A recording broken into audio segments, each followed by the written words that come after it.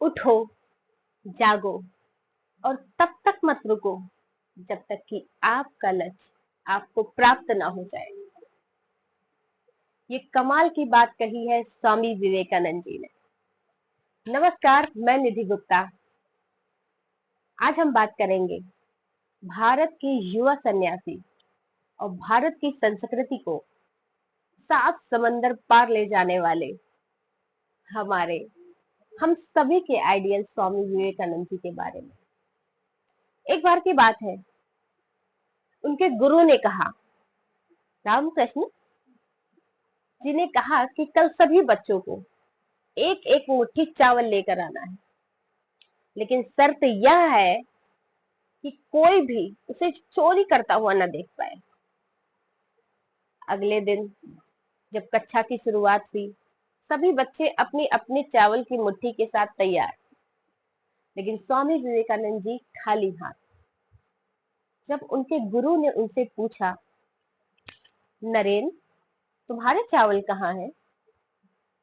तो स्वामी जी ने बड़े खूबसूरत ही शब्दों में जवाब दिया, गुरुवर, आपने कहा था कि हम उस वक्त चोरी करेंगे जिस वक्त हमें कोई देख न रहा हो, लेकिन वो ईश्वर, वो परमात्मा, वो हर पल हर क्षण हमें देखता है। वो तो सर्वव्यापी है।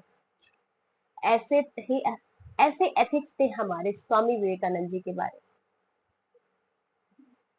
और उनके फोकस के बारे में कौन नहीं जानता।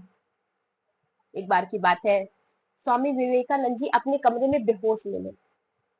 जब लोगों ने उनका दरवाजा खोला और देखा स्वामी जी बेहोश, तो उनके ऊपर पानी डाला गया।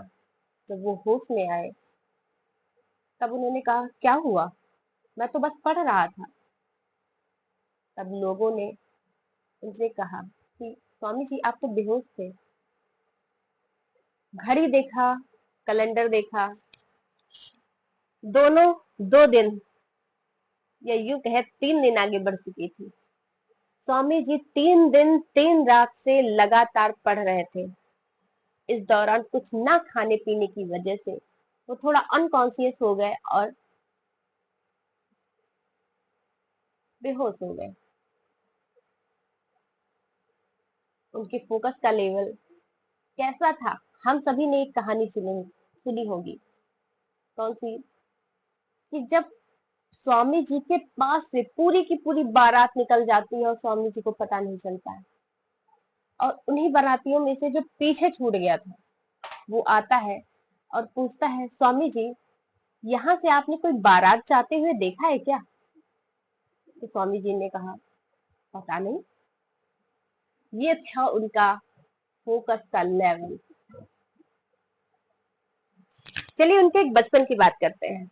स्वामी विवेकानंद जी बहुत ही शरारती थे, बहुत ही शरारती। उनके माता पिता जी डांटते रहते थे, खेलते रहते हो दिन भर, कोई काम नहीं करते, नरेन नरेन। लेकिन स्वामी जी कहाँ मानने वाले। उनके घर में चंपा का पेड़ लगा हुआ था उनके आंगन में। चंपा की जो डाली होती है वो ना थोड़ी कमजोर होती है। वो और उनके दोस्त हर रोज उसी पे झूला झूला करते थे, लटके रहते थे।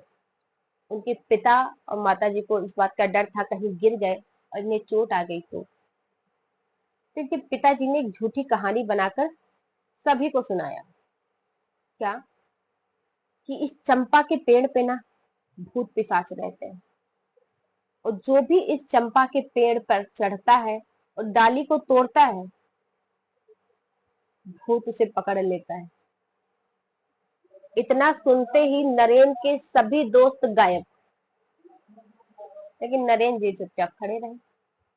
अगले दिन फिर जब चंपा के पेड़ पर नरेन को उनके दोस्तों ने झूलते हुए देखा तो कहा, अरे नरेन, तुम इस पे झूल रहे हो, तुम्हें तो भूत पकड़ लेगा। तो कहा, इतने दिन से झूल झूल रहे थे ना, भूत ने पकड़ा नहीं। ये पिताजी ना अपने आप को उल्लू बना रहे हैं। कुछ नहीं होता, कोई भूत वूत नहीं होता।